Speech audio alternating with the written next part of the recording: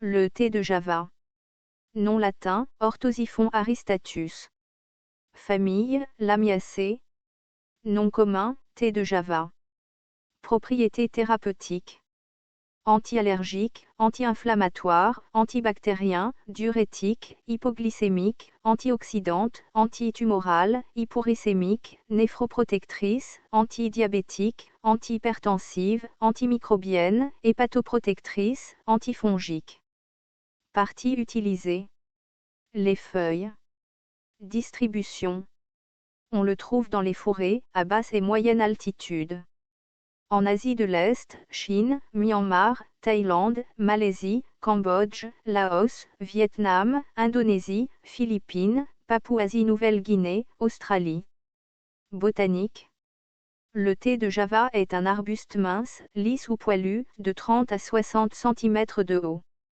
Les feuilles sont par paires éloignées, rétrécies dans la tige, ovales, de 5 à 10 cm de long, pointues aux deux extrémités, grossièrement dentées aux marges. Les fleurs sont portées en grappes très lâches. Le calice est en forme de cloche, avec une gorge nue et deux dents inférieures minces.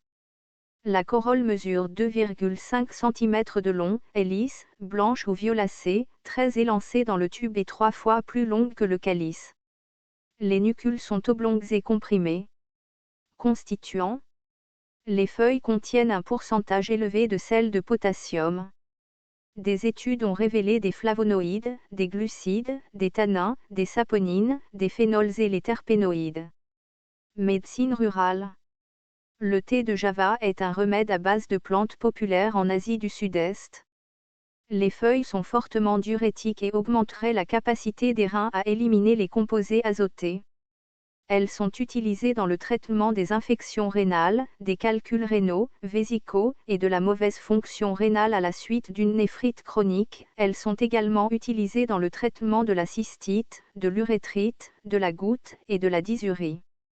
Elles sont utilisées, en combinaison avec d'autres plantes pour stimuler les reins et comme médicament pour la néphrite, les calculs biliaires et le diabète. En mélange avec les feuilles d'autres plantes, ils sont également utilisés contre la goutte, les rhumatismes, l'artériosclérose et la jaunisse. En Malaisie, elle est traditionnellement utilisée pour la catarrhe de la vessie, le diabète, les maladies rénales, l'hypertension et comme diurétique, pour le traitement des maladies génito-urinaires. Un extrait est utilisé pour le blanchiment de la peau et comme anticellulitique. Danger, aucun connu à ce jour.